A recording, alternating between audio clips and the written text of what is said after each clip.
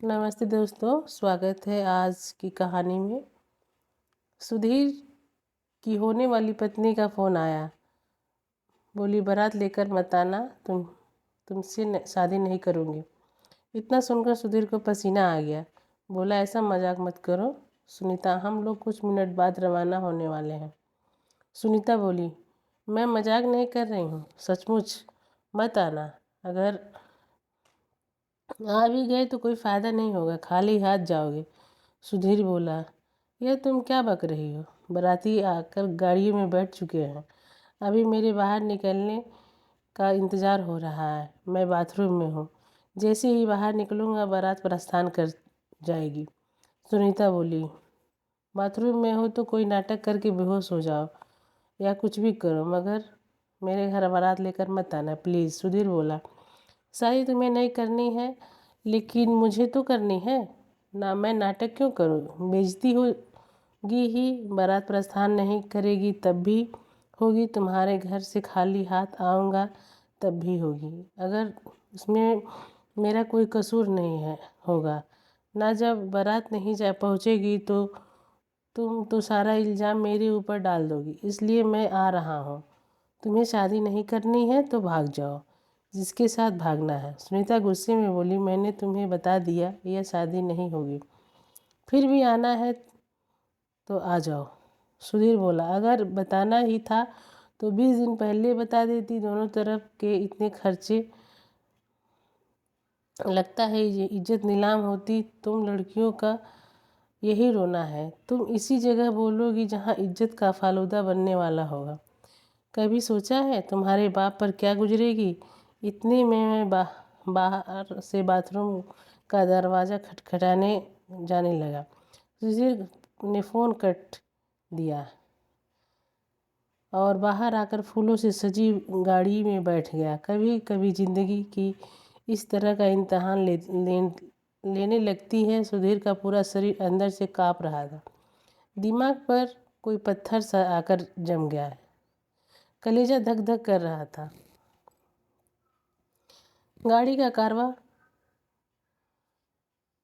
चल पड़ा। गाड़ी में मस्त गाना चल रहा था, यार लोग झूम रहे थे। सुधीर हल्की मुस्कान के साथ उनका साथ दे रहा था। आगे ठेका आया तो दोस्त सुधीर से बोले, जेब ढीली कर दूल्हे राजा। सुधीर ने बेझिझक बटुआ दोस्तों के हवाले करते हुए कहा, लो यार, बर्बादी का जश्न मना लो। सारे दोस्त ठहाका मारकर हंस पड़े। कोई नहीं समझ पाया कि सुधीर इन शब्दों में कितना दर्द छुपा हुआ। जिस लड़की से शादी हो रही है वह उसकी थी ही नहीं, अगर भाग गई तब भी नहीं, और अगर साथ आई तब भी नहीं। बारात अपनी मंजिल पर पहुंच चुकी थी। जब बाराती का नाश्ता पानी दिया जाने लगा तो सुधीर का थोड़ा सा धीरज बंधा और भगवान से प्रार्थना करने लगा कि कैसे भी हो यह शादी हो जाए और दोनों परिवार वालों की इज्जत बच जाए। आगे भगवान जो भी करें उसे मंजूर है।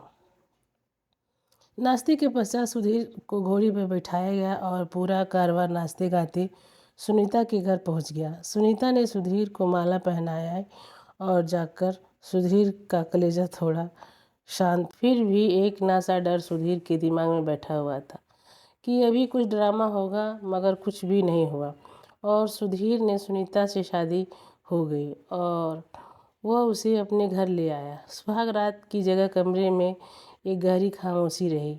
दोनों चुपचाप अलग अलग सो गए। दो दिन सुनीता सुधीर के घर रही और फिर उसका भाई उसे ले गया। इन दोनों दिनों में सुनीता से सबने बात की, मगर सुधीर उसे एक शब्द नहीं बोला। जब वह जा रही तब वह सुनीता से बोला, अब तुम फिर मत आना, जिसके साथ रहना है उसके साथ भाग जाना। सुनीता ने कोई जवाब नहीं दिया। कुछ दिनों बाद घर वालों ने दवा से सुधीर सुनीता को उसके मायके से वापस ले आया। रात को सुनीता से बोला, तुम्हें वापस नहीं आना चाहिए था, अगर जाती तो अच्छा रहता। सुनीता बोली, ऐसे कैसे भाग जाती? पहले तो सिर्फ पिता की इज्जत दांव पर लगी थी, मगर अब तो ससुराल की इज्जत भी उससे जुड़ चुकी है। सुधीर बोला, अगर मैं बारात लेकर नहीं आता तब भाग जाती क्या? वह बोली, तब भी नहीं भागती। वह भाग तब भी नहीं भागती। वह घर वालों को मनाने की कोशिश करती। सुधीर ने पूछा, अगर घर वाले नहीं मानते तब क्या करती? वह बोली, तब की तब देखते। सुधीर बोला, कितने साल का प्यार था? इससे सुनीता बोली, पिछले 1 साल से उसके साथ आँख में चोली चल रही थी, मगर किसी ने इजहार नहीं किया। फेरे वाले दिन उसने फ़ोन किया कि मुझसे बहुत प्यार करता है, वे शादी ना करो वरना वह नहीं बचेगा। सुधीर बोला, फिर क्या हुआ? वह भगवान को प्यारा हो गया, अभी जिंदा है। सुनीता उदास होकर बोली, जिंदा है? बस तुम्हारी नज़रों में मुझे गिरा दिया है। उसने सुधीर से बोला, तुम लड़कियों कितनी मूर्ख होती हो, देखा देखी को प्यार मान लेती हो। वे 7 समुंदर से भी कोई पुकारे तो उसके लिए सब कुछ छोड़कर भाग आती हो। सुनीता बोली, गलती हो गई, माफ़ कर दो। सुधीर बोला, यह गलती नहीं है, बचपना है। तुम्हें नहीं पता मैं कितनी टेंशन से गुजर रहा हूँ। सुनीता बोली, अच्छा किया तुम मेरे मना करने पर भी आ गए और सब कुछ संभाल लिए। आगे भी गलती हो जाएगी तो संभाल लोगे ना? सुधीर उसके भोलेपन पर चिढ़ते हुए बोला, मूर्ख लड़की, कल को तुम्हें किसी और से प्यार हो गया तो मैं क्या करूँगा? वह मासूमियत से बोली, अब मैं तुम्हारी पत्नी हूँ, ऐसा पाप नहीं करूँगी। 7वीं फेल हूँ, माँ भी कहती है।